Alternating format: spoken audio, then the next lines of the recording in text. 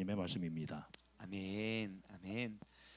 마태복음 5장부터 7장까지는요 산상수훈장 혹은 산상보훈장이라고 합니다. 예수님께서 이제 사역을 시작하시면서 이제 산 중턱에 오르사 그 제자들을 이렇게 불러서 그리고 또 많은 사람들이 이제 모여서 그들에게 이제 진정한 믿음은 무엇인지, 진정으로 우리가 누려야 할 그 복음 무엇인지에 대한 그런 교훈들을 쭉쭉쭉 이야기하고 있습니다. 그래서 예수님이 하신 말씀을 빨간색으로 기록되어 있는 그런 성경책을 보시면요, 가장 많은 빨간 글씨가 모여 있는 곳이 마태복음 5장, 6장, 7장입니다. 예수님께서는요, 그 천국 백성이라면 우리가 천국을 누릴 그 천국 백성이라면 우리가 어떤 것들을 누리고 추구하고 바라야 하는지에 대해서 그 천국 백성들에 대한 삶의 모습에 대해서 가리키고 있는데요. 그 당시는 바로 기존의 신자들, 그 유대인들뿐만 아니라 그리고 또 그곳에 모여 있는 모든 사람들에게 그들이 잘못 알고 있었고 잘못 기억하고 있던 그런 믿음과 그러한 삶을 올바로 잡아주기 위해서 주님께서 그렇게 집중해서 그런 모든 것들을 가리켜주고 계심을 우린 볼 수 있습니다. 그 산상보훈장이라고 불리우는 마태복음 5장 그 첫 번째 예수님의 첫 번째 가르침의 주제는 바로 복입니다. 하나님께서는 언제나 우리에게 복 주시기를 원하시는 분인 줄 여러분 알고 계십니까? 네, 하나님은 언제나 우리에게 복을 주시길 원하시는 분입니다. 그래서 인간을 창세기의 천지창조의 모습을 보면 사람들에게 사람을 창조하시고 그들을 만드시던 그날에 우리에게 복을 주셨다고 말씀하고 계시거든요. 뿐만 아니라 지금 마태복음에서도 예수님께서 본격적으로 사역을 시작하시고 첫 번째 주제를 가지고 설교하시는 첫 번째 가르침은 바로 우리 모두에게 잘 알려진 팔복이라는 말씀입니다. 그래서 우리가 그 주님께서 우리에게 간절히 간청하고 계시는 그런 복은 무엇인지 우리가 다시 한번 그 복을 살펴보길 소망합니다. 우리가 이미 익히 많이 들어 알고 있는 내용들일 것 같은데요, 그 팔복의 첫 번째 복은 무엇입니까? 심령이 가난한 자가 바로 복이 있다. 두 번째는 애통하는 자가 복이 있다. 세 번째는 온유한 자의 복. 네 번째는 의에 줄이고 목마른 자의 복. 다섯 번째는 긍휼히 여기는 자의 복. 여섯 번째는 마음이 청결한 자의 복, 일곱 번째는 화평케 하는 자의 복, 여덟 번째는 의를 위하여 박해를 받는 자의 복에 대해서 주님께서 우리가 천국 백성이라면 우리가 궁극적으로 우리가 붙잡고 나아가야 할 그 복이 무엇인지에 대해서 가르쳐주고 있습니다. 근데 참으로 안타까운 건 우리가 예수님을 열심히 믿어서 복을 받았다고 이야기하는 복들과 사뭇 다른 것 같아 보인다는 겁니다. 여러분, 우리가 믿음 생활 열심히 하고 기도 생활 열심히 해서 하나님이 내게 복을 주셨어요 라고 자랑하는 그런 제목들이 무엇입니까? 좋은 대학에 입학하는 것, 혹은 좋은 직장에 취직하는 것, 혹은 남들보다 더 빠른 길로 승진하는 것, 혹은 내가 손대는 일들마다 혹은 다 잘되고 형통한 사람들만 붙는 것, 혹은 내가 산 집이나 땅이 막 우리 집만 오르는 것, 그것이 하나님께 내게 베풀어 주시는 특별한 은혜와 사랑이라고 우리는 그것을 자랑하지 않습니까? 그런데 주님께서 우리에게 너희가 잘못 알아왔던 게 아니라 진짜 알아야 할 복에 대한 그 8가지 진짜 진정한 복에 대해서는 그러한 가르침이 조금도 없다는 것입니다. 마태복음 7장 13절과 14절, 마태복음 그 뒤에 계속 이어지는 예수님의 가르침 속에 이러한 말씀이 있습니다. 좁은 문으로 들어가라. 멸망으로 인도하는 문은 크고 그 길이 넓어 그리로 들어가는 자가 많고, 생명으로 인도하는 문은 좁고 길이 협착하여 찾는 자가 적음이니라. 자, 이를 통해서 우리가 볼 수 있는 건 넓은 문의 복과 좁은 문의 복, 그의 특징은 무엇입니까? 많은 사람들이 쫓고 따르는 것은 넓은 문의 복이라는 것이고, 좁은 문의 복은 정말 찾고 쫓는 사람들이 적다는 것이에요. 근데 우리가 자랑이라고 하는 그런, 우리가 복이라고 말하는 그러한 자랑들을 보면 그거는 주님 안 믿는 사람도 자랑이 됩니다. 그런데 세상이 말하는 그러한 것들을 우리가 하나님을 믿음으로 내가 누리는 복이라고 우리가 자랑해 온다면 우리의 믿음과 우리의 신앙은 넓은 문의 복을 추구하는 신앙인지 좁은 문의 복을 추구하는 신앙인지 우리는 금세 알 수 있습니다. 여러분의 신앙을 한번 돌아보시죠. 나는 과연 넓은 문의 복을 추구하는 사람입니까? 아니면 좁은 문의 복을 추구하는 사람입니까? 나에게 자랑이 되는 것은 내가 점점 의롭고 내가 점점 사랑할 수 없는 사람을 사랑하고 내가 그 의를 위하여 박해를 받고 마음이 청결하고 내가 애통하는 그러한 것들이 내가 주님을 믿음으로 말미암아 자랑할 수 있는 자랑이 되십니까? 아니면 내가 10년, 20년, 30년 신앙생활 해와도 여전히 물질적인 축복받은 사람이 여전히 부럽기만 하고 여전히 나도 그러한 것만 구하고 있다면 나의 믿음과 나의 추구는 방향, 목적은 내가 넓은 문의 복을 추구하는 사람인지 좁은 문의 복을 추구하는 사람인지 우리가 금방 돌아볼 수 있게 되는 것입니다.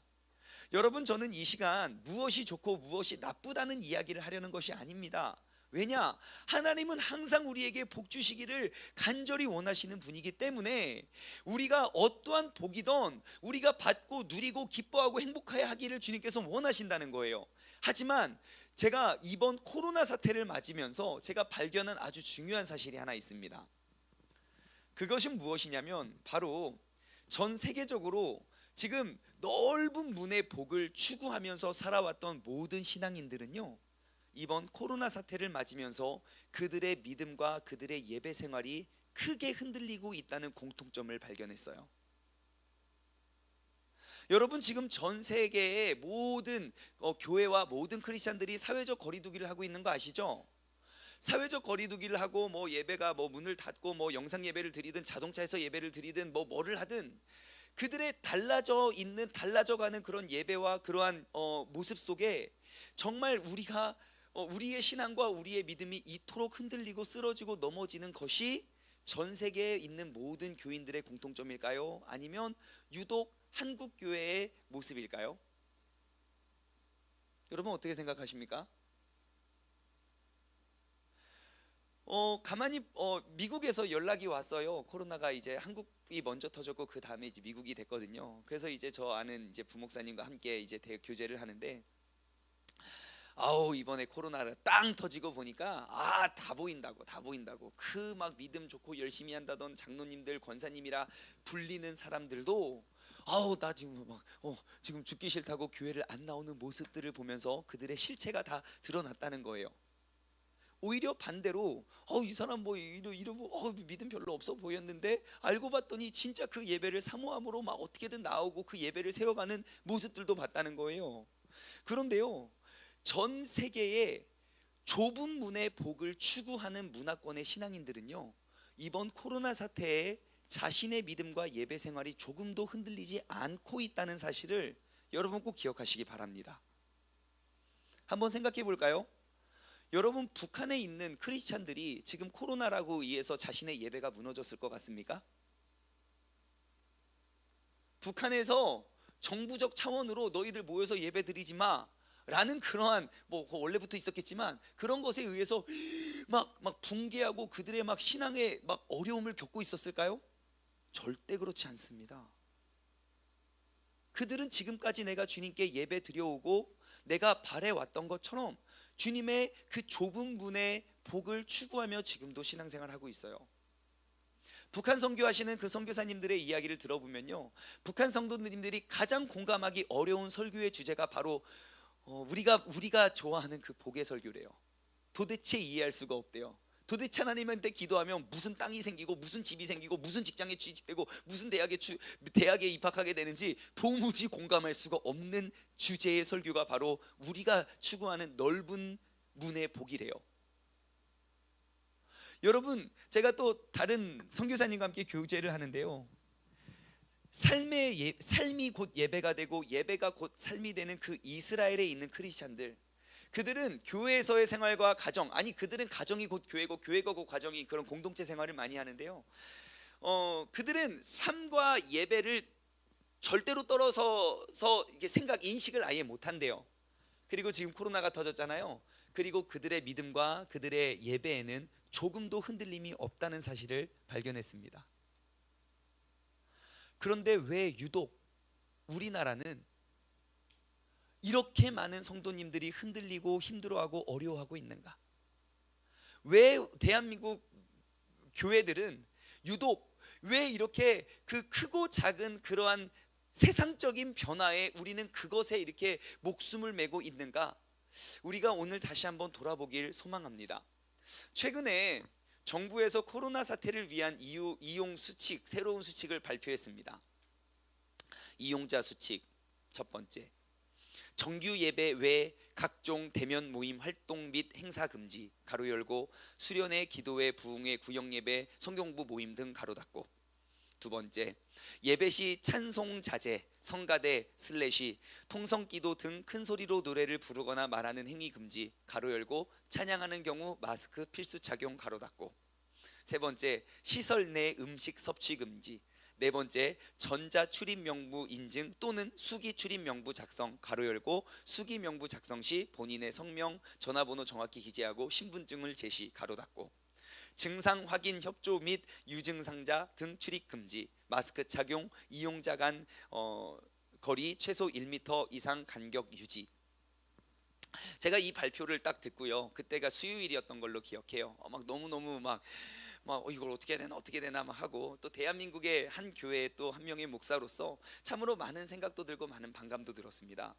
왜냐하면 이거를 못하게 해서라기보다는요, 우리가 늘 추구하고 바라던 그 초대교회의 모습과 비교해 보았을 때 우리가 할 수 있는 게 하나도 없는 것처럼 보여졌습니다.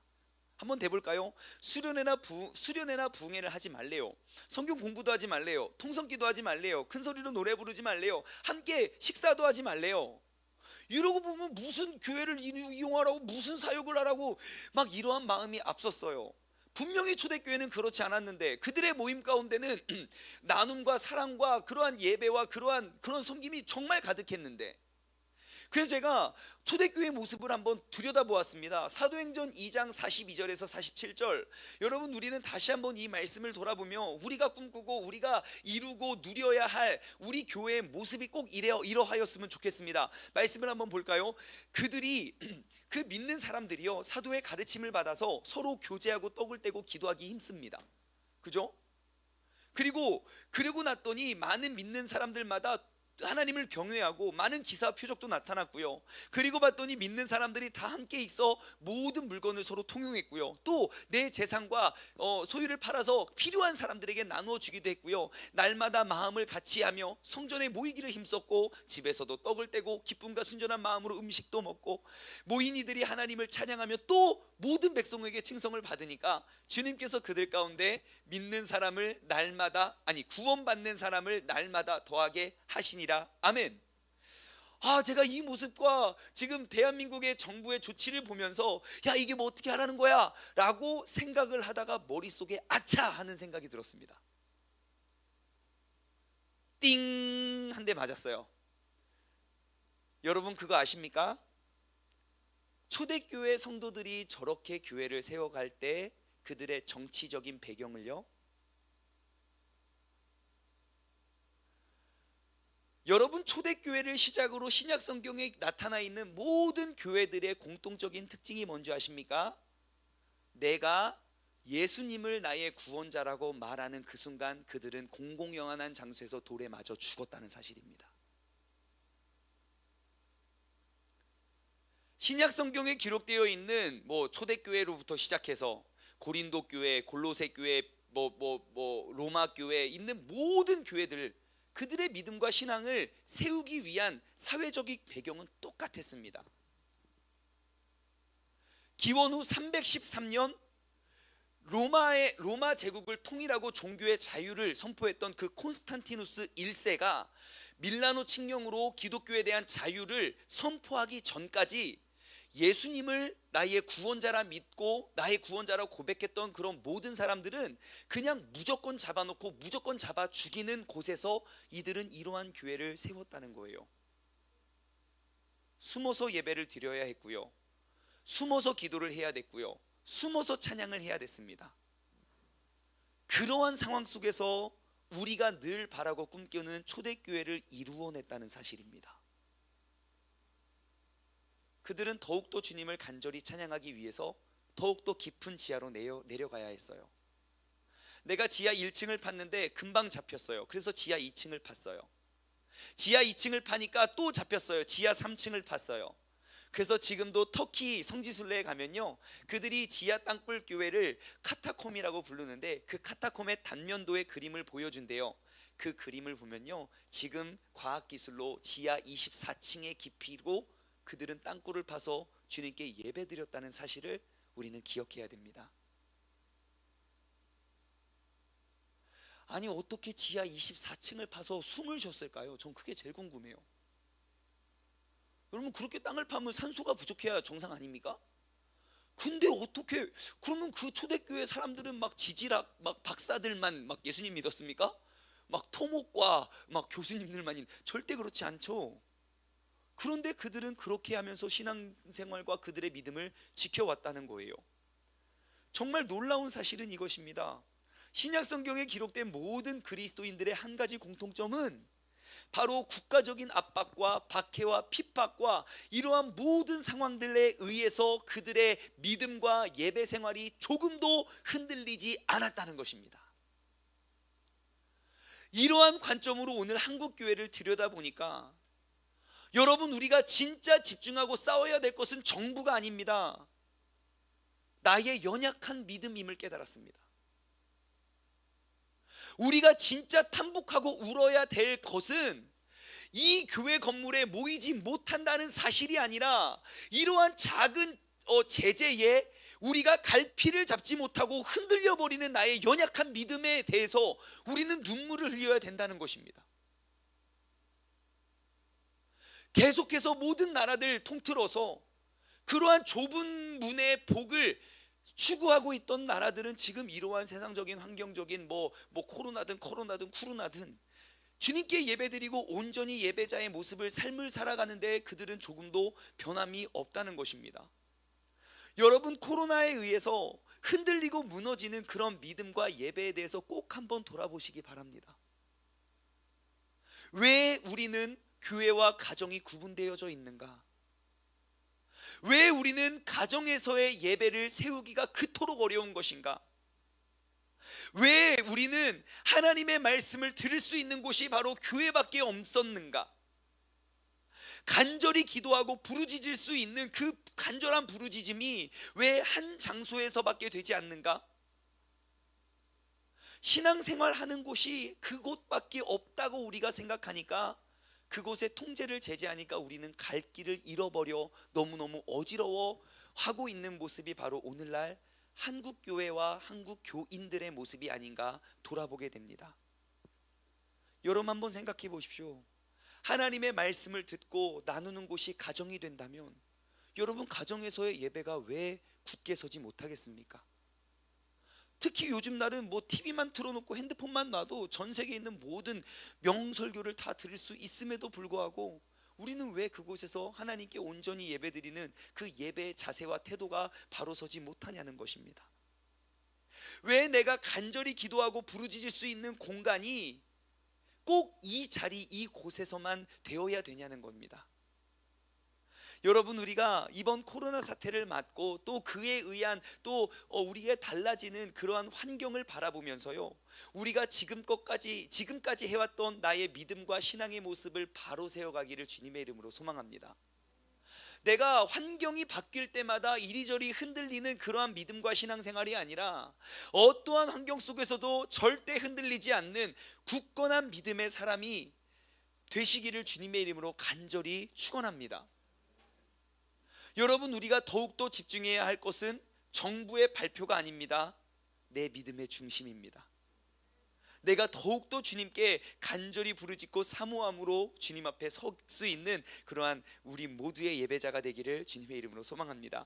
오늘 본문 말씀을 보시면요, 바로 아까 말씀드린 산상수훈 마태복음 5장, 6장, 7장에 이어지는 말씀입니다. 그래서 마태복음 7장까지 예수님은 그 올바른 믿음과 그 천국을 누리는 사람들의 삶의 모습에 대해서 너무너무 귀한 가르침을 많이 가르쳐 주세요. 우리가 기도는 어떻게 해야 되며 남을 어떻게 사랑해야 되고, 그리고 황금률이라 부르는 그런 것은 무엇이며, 또 우리는 세상의 빛과 소금이 돼야 된다는 것과 막 그런 많은 것들을 가르쳐 주신 다음에 이제 8장에 딱 넘어오시면, 성경을 펴신 분들은 금방 아실 거예요. 8장 첫 번째 주제, 나병 환자를 깨끗게 하시다. 두 번째 주제, 백부장의 하인을 고치시다. 세 번째 주제, 많은 사람들을 다 고치시다.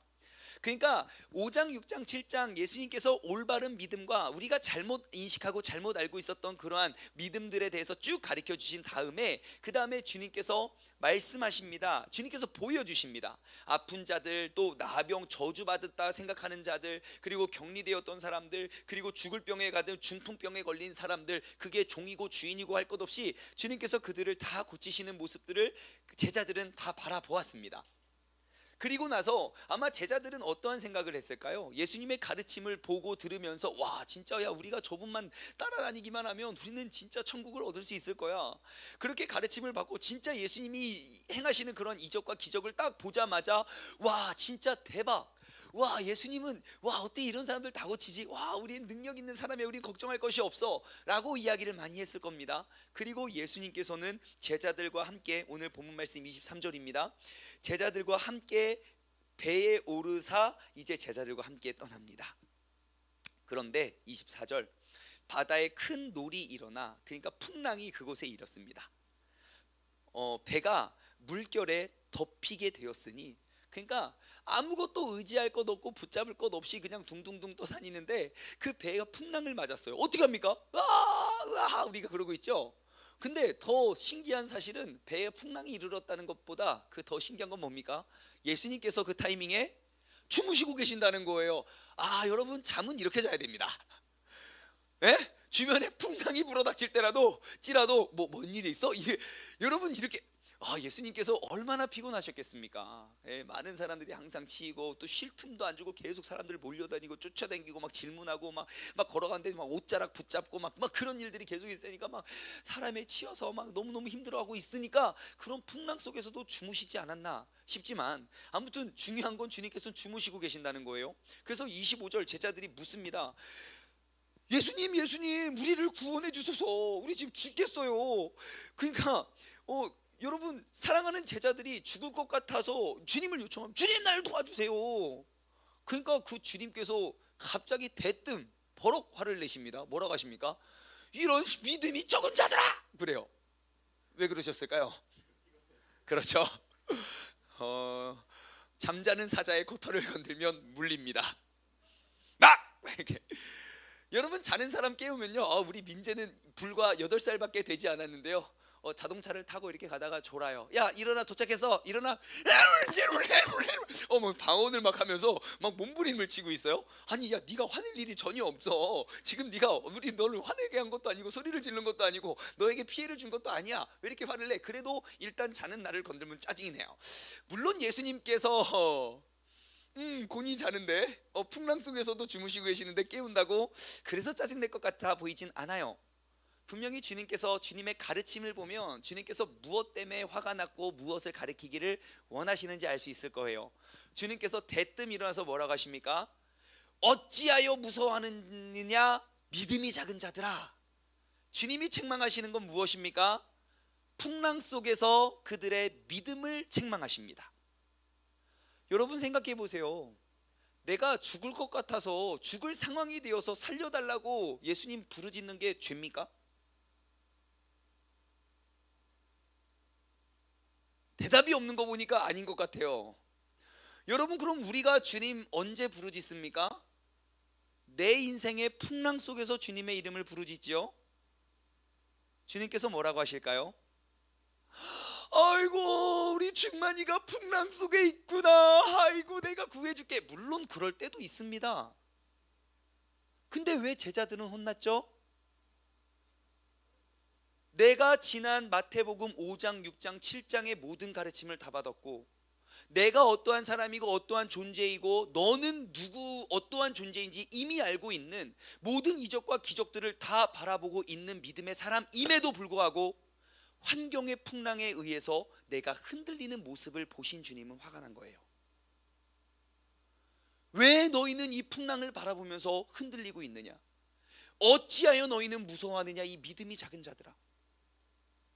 내가 여태까지 가르쳐준 것은 무엇이며 너희가 여태까지 알았던 것 보았던 것은 무엇이느냐. 그 중풍병자를 고친 것과 그 나병 환자를 살려낸 것, 그것은 우리가 이 땅에서는 우리가 지킬 수 있는 믿음이고 물속에서는 지킬 수 없는 믿음이 아닙니다. 모든 상황과 환경을 초월하여 내가 지금껏 누려왔고 지금껏 바라봤고 지금껏 배워왔던 그러한 믿음, 이 믿음의 사람이라면 이 정도 풍랑쯤은 우리가 믿고 나아가야 됨에도 불구하고, 혹은 믿고 선포하였음에도 불구하고 그들의 연약하고 두려워 떨며 주님을 붙잡는 그들의 믿음을 책망하시는 겁니다. 여러분, 그 좀 앞에 보시면 5절부터 보시면 백부장의 하인을 고치는 장면이 나와요.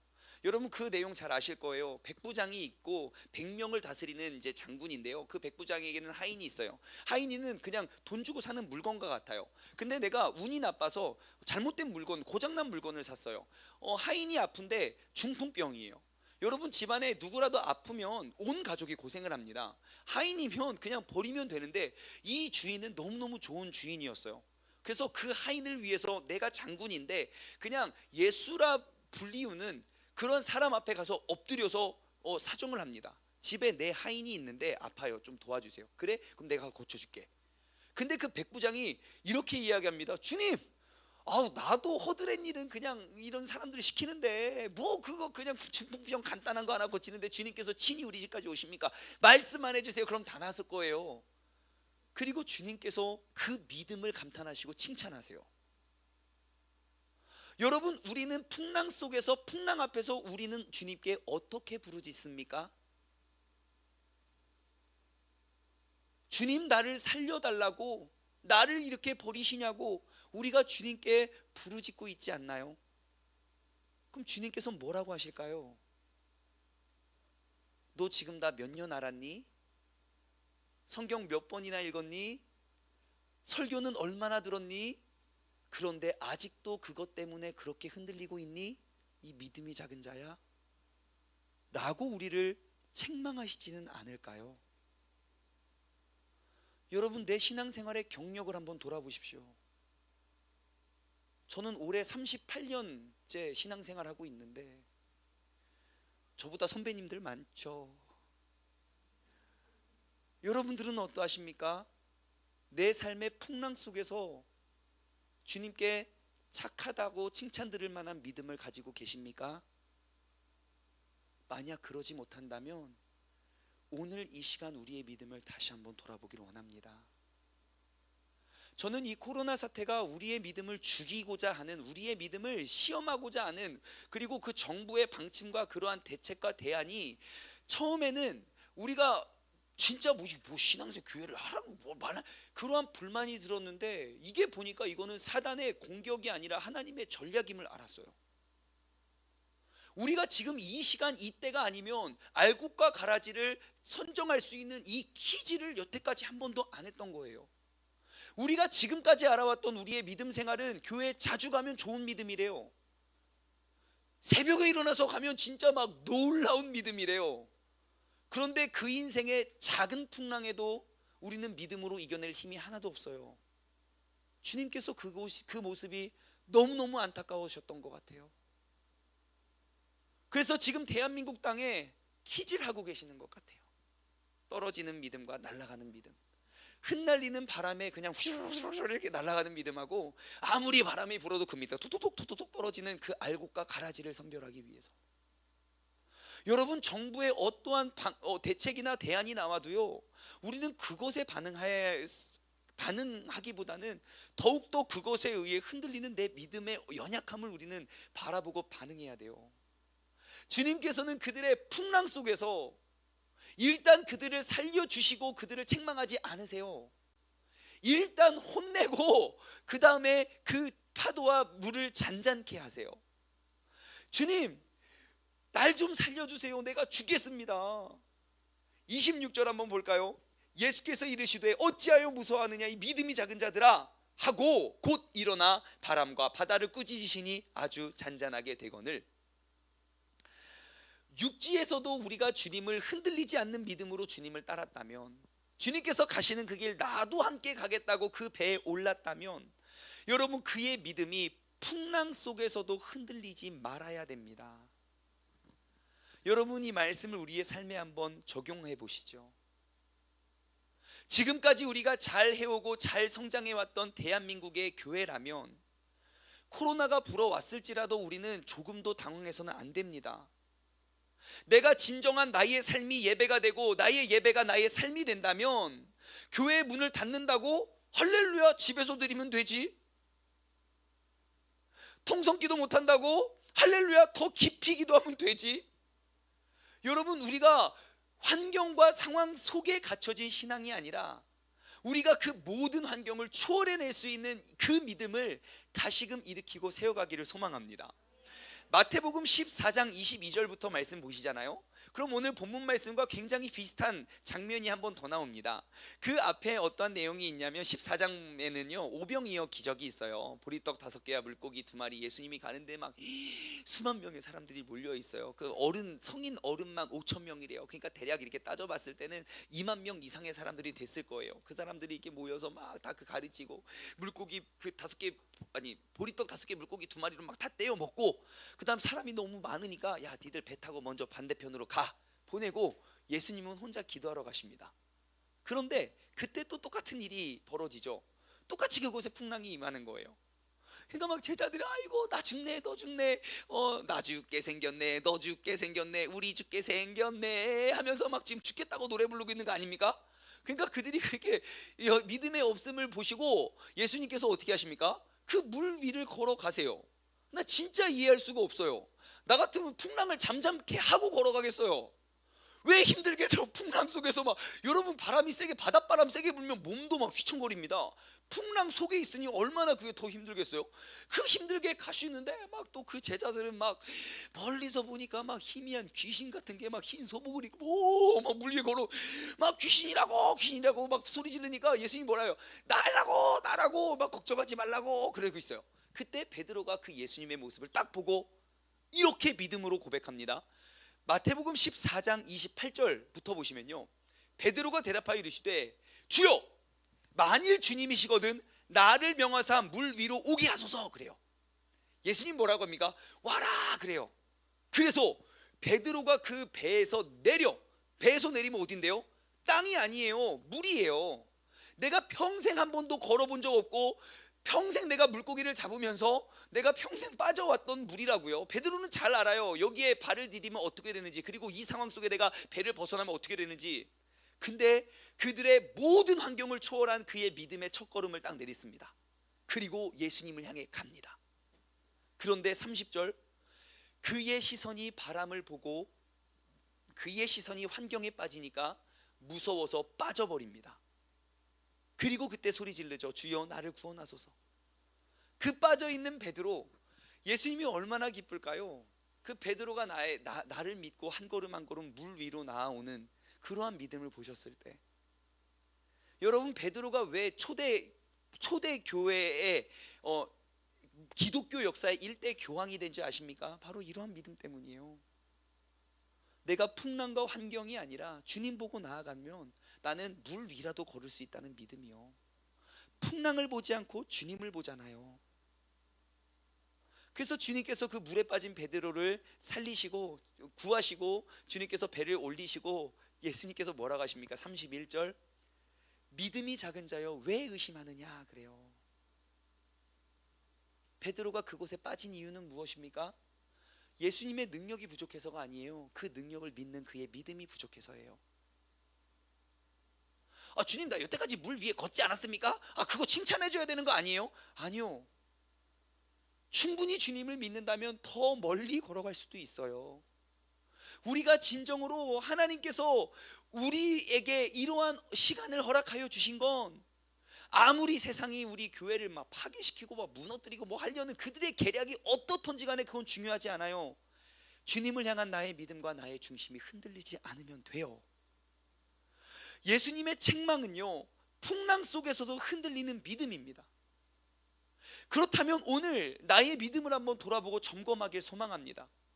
내가 지난날 그 몇 년에서 몇십 년 동안 주님을 알고 믿어왔지만 내 믿음은 언제 무엇 때문에 흔들리는가요? 내 삶에 언제 내가 가장 간절히 주님께 서원하며 기도하고 작정하고 나와서 부르짖나요? 가만히 보면요, 우리 신앙 속에서, 우리 삶 속의 풍랑 속에서만 우리는 그때만 주님의 이름을 부르짖지 않나 싶습니다. 여러분, 우리가 진정으로 회복해야 할 것은요, 막 정부랑 싸워서 우리가 이겼다 그것을 외치는 것이 아니라 우리의 믿음 없음을 우리가 회복해야 됩니다. 풍랑 속에서도 흔들리지 않는 믿음입니다. 내가 땅에서도 주님을 믿고 주님을 잘 따르고 주님을 믿고 나아왔다면 내가 물 속에서도 그 풍랑 속에서도 주님을 믿고 나아올 수 있는 믿음의 사람이 되어야 할 줄 믿습니다. 이제 시선을 돌려서 오늘날 나의 믿음과 한국교회를 한번 바라봅시다. 오늘 이 나라 이 민족을 바라보면서 이 나라에 세워져 있는 수많은 교회들과 수많은 크리스찬들을 바라보면서 하나님께서는, 예수님께서는 무엇을 책망하시고 누구를 책망할까요? 주님께서 나의 믿음 생활과 나의 신앙 생활을 보시고 주님께서는 책망하실까요? 칭찬하실까요? 여러분, 우리의 믿음의 눈을 들어 환경을 바라보지 말고 주님을 바라보시기 바랍니다. 그 주님을 바라보는 시선으로 이번 정부의 지침을 한번 보잖아요. 그러면 더 은혜가 돼요. 부흥회나 수련회 하지 말래요. 그럼 우리가 공예배에 집중하면 되죠. 왜 공예배의 은혜가 부흥회의 은혜와 다릅니까? 왜 수련회의 준비와 이 공예배의 준비가 다릅니까? 우리의 공예배를 회복하면 돼요. 더욱더 사모함으로 더욱더 뜨겁게 더욱더 간절히 준비하면 되잖아요. 매번 드리는 공예배들이 매번 드리는 특별 부흥회나 수련회처럼 우리가 준비하고 드리면 되는 거 아닙니까? 그럼 교회에서 성경 공부도 하지 말래요. 그럼 카페 가서 하면 되잖아요. 교회에서 하지 말라면 안 하면 되고 집에 가서 하면 되고요. 가정에서 제자 양육하면 되는 거 아닙니까? 와, 이거 못한다고! 집에 가면 돼요. 여러분, 우리 집에 와서 성경 공부 다 받으시기 바랍니다. 농담 아니에요, 진담이에요. 이제 진짜 우리 이거 저기 할 거예요. 우리의 믿음의 제자를 만들어야 돼요, 여러분. 우리의 믿음이 얼마나 잘못됐고 우리의 신앙생활이 얼마나 잘못됐나 한번 보십시오. 내가 지금 수십 년간 신앙생활 하면서 내가 누군가 앉혀놓고 내가 제자 양육을 한 경험이 몇 명이나 되십니까? 우리는 받기만 했지 1대 50, 1대 100으로 앉아서 듣기만 했지. 여러분, 듣는 것은 제자가 되는 게 아닙니다. 그 들음을 삶으로 살아가는 것을 제자라고 말해요. 내가 제자가 되어서 나 또한 나 같은 제자를 만든 적이 몇 번이나 있냐고요. 제가 요즘 젊은이들을 만나보잖아요. 막 설교를 막 엄청나게 멋있게 꾸미고 막 화려하게 해서 아이들에게 전해도 이게 들어요. 근데요, 얘들아, 성경에는 이런 말이 있다 하고 복음의 핵심과 복음의 원리를 그냥 다이렉트로 뭐 커브나 뭐 포크볼 이런 거 말고요, 그냥 직구로 그냥 복음을 딱 전하잖아요. 애들 되게 재밌게 들어요. 그 반응은 뭔지 아십니까? 한 번도 누구도 나에게 그런 걸 말해준 적이 없는 거예요. 더 안타까운 건 뭔지 아십니까? 그게 교회를 열심히 다니는 집사님, 권사님, 장로님 자녀들도 다르지 않다는 거예요. 무엇을 말합니까? 내 가정에서 나는 나의 제자를 양육할 시도조차 하지 않았다는 거예요. 나 역시도 그 복음의 가장 기본적인 것들 양육받은 적도 없고 실습해 본 적이 없는 거예요. 이러한 한국교회를 하나님이 얼마 동안 더 오래 지켜만 보고 계시겠습니까? 하나님께서 키질하고 계시잖아요. 너무 좋더라고요. 그래서 우리 특별 이제 조직을 짤 거예요. 점조직이라고요. 교회에서 모이지 못하면 다 집에서 이렇게 다 이렇게 지하 땅굴을 계속 팔 거예요. 모였다고. 그러면 다른 땅굴을 팔고요. 모였다고 또 다른 땅굴을 팔 거고요. 여러분, 우리가 이렇게 위축될 것 같습니까? 절대 그렇지 않죠. 여러분, 진짜 교회와 진짜 부흥을 회복할 수 있는 가장 좋은 때라고 저는 생각합니다. 여러분, 가정에서 자녀들에게 먼저 한번 해보십시오. 내가 만난 예수님 전해보시고요. 예수님을 믿어 천국에 이를 수 있는 그러한 사형리 있잖아요. 사형리에 대해서 들어보셨습니까? 하나님은 천지를 창조하셨습니다. 1월리부터 창조하고 2월리 우리는 죄를 지었고 3월리 예수님께서 오셔서 4월리 우리는 구원을 받습니다. 여러분, 그런 거 받아 뭔지도 모르죠. 이제 그런 거 교육하려고 그래요. 여러분, 내가 자녀 신앙교육 하고 싶은데 모르겠다, 저한테 말씀해 주세요. 제가 1대1로 그러한 자료들을 다 드릴게요. 여러분, 교회에서 통성기도 하지 말래요. 그럼 질문, 여러분, 통성기도의 정의가 무엇입니까? 여러분, 통성기도가 뭡니까? 주여 하면 통성기도가, 안 하면 아닙니까? 그럼 주여 안 하고 말말말 기도하면 이거 통성기도입니까? 주여 하고 작게 기도하면, 통성기도는 크게 하는 거예요. 그럼 그 데시벨은 뭐죠? 하나님 아버지, 이거 통성기도예요? 하나님 아버지, 이거 통성기도 아니에요? 제가 사무엘상 1장에 보면요, 한나가 아이를 못 낳는데 한나가 열심히 기도해요. 하나님 막 기도를 엄청 열심히 하는데 한나가 이렇게 기도합니다.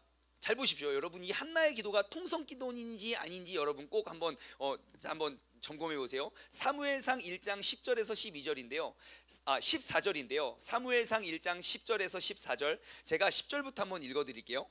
한나가 이 한나의 기도는 통성기도인지 아닌지 여러분이 한번 답해 보세요. 한나가 마음이 괴로워서 여호와께 기도하고 통곡하며 서원하며 이르되, 자, 기도하고 통곡하고 서원하면서 주님께 이릅니다. 뭐라고 기도합니까? 만군의 여호와여, 만일 주의 여종의 고통을 돌아보시고 나를 기억하사 주의 여종을 잊지 아니하시고 주의 여종에게 아들을 주시면 내가 그의 평생의 그를 여호와께 드리고 삭도를 그의 머리에 대지 아니하겠나이다. 여러분, 통성기도입니까 아닙니까? 분위기상 맞는 것 같죠? 분위기는 아버지, 아들 이런 분위기죠. 근데 12절 보면요, 그 제사장이 그 한나의 입을 주목해 봐요. 왜 입을 주목해 봤을까요? 소리가 안 들렸던 것 같아요. 봐봐요. 그가 여호와 앞에 오래 기도하는 동안 엘리가 그의 입을 주목한즉, 자, 한나가 오랫동안 또 기도해요. 간절하게 통곡하면서 막 야! 이러고 상상하시잖아요. 근데 그 제사장이 그의 입을 계속 보니까요, 13절, 한나가 속으로 말하매 입술만 움직이고 음성은 들리지 아니하므로 엘리는 그가 취한 줄로 생각하니라. 한나의 기도가 통성기도입니까 아닙니까? 네? 여러분, 통성기도의 정의가 뭐예요? 우리가 주님께 간절히 부르짖으면 되는 거 아닙니까? 소리내서 큰 소리로 하지 말래요. 그럼 작은 소리로 여러분 몸부림치면서 기도하시기 바랍니다. 주여 삼창하고 기도합니다. 여러분, 이게 최고의 통성기도인 줄 믿습니다. 하나님이 그 기도 보고 응답해 주시는 거 아니에요? 단 오류가 있습니다. 뭐냐, 14절, 그렇게 간절히 기도하는 여자한테 와서 그 목사님, 그 엘리 제사장이 하는 말이 이겁니다. 엘리가 그에게 이르되 네가 언제까지 취하여 있겠느냐, 포도주를 끊어라. 단점은 이렇게 술 취했다는, 낮술 먹고 술 취했다는 오해를 받을 수 있다는 단점이 있지만, 여러분, 우리가 주님께 이렇게 기도하면 되잖아요. 왜 큰 소리만 내야 그게 기도입니까? 우리가 작은 소리라도, 우리가 마음으로도 하나님께 정말 간절히 애타게 우리가 기도할 수 있는 그러한 기도의 방법을 우리가 회복해 가길 소망합니다. 큰 소리로 노래 부르지 말래요. 그럼 작게 부르면 되죠. 만약에 그것도 못하게 하면 음을 바꿔서 부르면 되고요. 여러분, 북한에서 신앙생활하는 사람들의 소원이 뭔지 아십니까? 큰 소리로 찬양 부르는 거래요. 왜냐하면 그들의 예배의 모습이 들통나면 그들은 그냥 공개 처형을 당해버리니까. 그래서 그들이 찬양을 안 했습니까? 아니요, 해요. 그 나라의 국가나 유명한 노래들의 가사말을 바꿔서 그냥 하면서 음을 그거를 따라가면서 가사를 바꿔서 하나님을 찬양하는 예배로, 찬양하는 노래로 바꾸어서 부른다는 거예요. 여러분, 그런 것들 바꾸면 돼요. 교회에서 함께 식사하지 말래요. 나가서 하면 되죠. 주변에 식당이나 카페나 아름다운 교회를 우리가 이어가면 되는 거 아닙니까? 여러분, 이렇듯 우리의 믿음을 들어 환경을 바라보면 다 나를 죽이는 것처럼 보여지지만, 내가 믿음을 들어 하나님 예수 그리스도의 마음을 보면 우리는 새로운 길이 보여지게 되는 줄 믿습니다. 여러분, 우리가 그러한 교회, 그러한 부흥을 꿈꾸며 이루어가길 소망합니다. 우리가 2007년도에 정말 대한민국 모든 교회들이 1907년 어겐 1907 1907에서 우리가 부흥을 외쳤어요. 그리고 그렇게 몇 년 이렇게 열심히 부흥을 외친 후에 사람들이 그래요. 이거 실패했다고들 많이 이야기해요. 생각해봤어요. 도대체 그 성공과 실패의 기준은 무엇인가? 아마 실패했다고 이야기하는 것은 우리가 지난날 감소하고 있는 그런 교회의 수적으로 옛날만큼 폭발적인 부흥이 일어나지 않았음에 우리가 실패했다고 이야기하는 것 아닌가? 그런데요, 저는 지금이야말로 다시금 그 부흥의 회복을 외칠 때라고 생각합니다. 근데 다시 회복될 그 부흥은요, 수적인 부흥이 아니에요. 그러한 알곡의 부흥인 것 같아요. 그 중심, 이러한 풍랑 속에서도 흔들리지 않는 그 중심, 내가 풍랑이 이르렀을 때만 주님께 부르짖는 것이 아니라 나의 모든 순간과 모든 상황 속에 하나님께 부르짖을 수 있는 그러한 믿음. 정부가 아무리 공격을 하고 아무리 휘어잡고 아무리 새로운 대책을 낼지라도 우리가 그것 듣고 조금도 흔들리지 않는 그러한 믿음의 고백. 여러분, 우리의 그 연약한 믿음을 보시고 책망하시는 그 주님의 가르치심에 우리가 듣고 변화될 수 있는 그러한 은혜의 시간이 되길 주님의 이름으로 간절히 축원합니다. 이 시간 우리 초대교회의 모습을 다시 한번 우리가 믿음으로 선포하고 예배를 말씀을 맺도록 합니다. 우리 교회의 모태가 되는 바로 그 초대교회의 모습, 그것은 환경이 나에게 주어지고 환경이 나를 지지했을 때 우리가 이루어갈 수 있는 교회의 모습이 아닙니다. 아무리 우리를 잡아 죽이고 아무리 우리를 돌로 칠지라 할지라도 그럼에도 불구하고 우리가 진정한 교회라면, 환경을 바라보는 것이 아니라 그 믿음의 핵심을 바라보는 교회라면 우리는 반드시 이 교회의 모습을 이루어가게 될 줄 믿습니다. 반주를 해주시고요. 우리 42절부터 사도행전 2장 42절부터 47절 말씀을 우리가 믿음으로 선포하고 우리가 함께 나아가길 소망합니다. 함께 믿음으로 우리가 이 초대교회 회복을 꿈꾸며 지금의 상황 속에서, 아니 앞으로 더 심한 코로나가 올지라도 우리가 반드시 이런 교회를 이루고 세워가기를 소망하는 마음으로 우리가 한번 고백하며 나아가겠습니다. 시작. 그들이 사도의 가르침을 받아 서로 교제하고 떡을 떼며 오로지 기도하기를 힘쓰니라. 사람마다 두려워하는데 사도들로 말미암아 기사와 표적이 많이 나타나니 믿는 사람이 다 함께 있어 모든 물건을 서로 동용하고 또 재산과 소유를 팔아 각 사람의 필요를 따라 나눠주며 날마다 마음을 같이하여 성전에 모이기를 힘쓰고 집에서 떡을 떼며 기쁨과 순전한 마음으로 음식을 먹고 하나님을 찬미하며 또 온 백성에게 칭송을 받으니 주님께서 구원받는 사람을 날마다 더하게 하시니라. 아멘. 주님께서 구원받는 사람을 날마다 더하게 하시니라. 아멘. 우리 말씀을 맺으며 이 찬양의 고백을 했으면 좋겠습니다. 이 찬양의 가사말은 이렇습니다. 나의 고단한 인생길, 아주 힘겨운 오늘도 예수님은 늘 내 마음을 아십니다. 지나간 아픔도, 그리고 또 내가 앞으로 마주할 세상도 예수님은 늘 내 마음을 아십니다. 내가 하루를 살아도 기쁨으로 나아가겠습니다. 어떻게요? 예수님과 늘 함께 하시기 때문입니다. 나의 후회도 그 모든 염려도 온전히 주님께 맡기겠습니다. 왜요? 예수님께서 늘 함께 하심을 알기 때문입니다. 그래서 이제는 나의 믿음의 눈을 들어서 주님을 바라보길 원합니다. 내 눈에 보이는 이 환경도 이 또한 지나갈 것이기 때문입니다. 주어진 나의 삶에, 주어진 나의 시간 속에 그 주님의 뜻을 알고 바라볼 수 있는 그런 믿음의 사람 되게 해달라고 우리가 믿음으로 우리 찬양 고백하고 기도하며 나아가도록 하겠습니다. 고단한 인생길, 힘겨운 오늘도 예수 내 마음 아시네. 지나간 아픔도 마주할 세상도 예수 내 마음 아시네. 하루를 살아도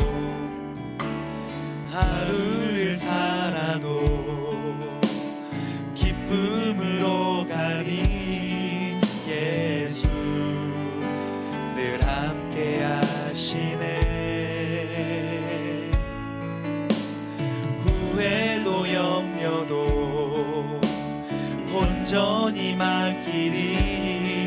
예수 늘 함께한 이제 나의 믿음의 눈을 들길 원합니다. 눈 주님을 바라보니 주를 보니 이 또한 지나가리라. 주어진 내 삶의 시간 속에 주의 뜻 알게 한 처음부터 다시 한번 고백할까요? 고단한 인생길 고단한 인생길 힘겨운 오늘도 예수님은 내 마음을 다 알고 계십니다.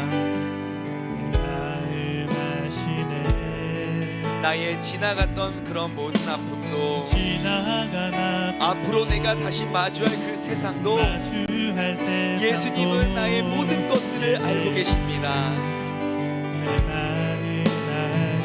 내 믿음의 눈 들어 믿음의 눈 들어 주를 보니 이 또한 지나가리라.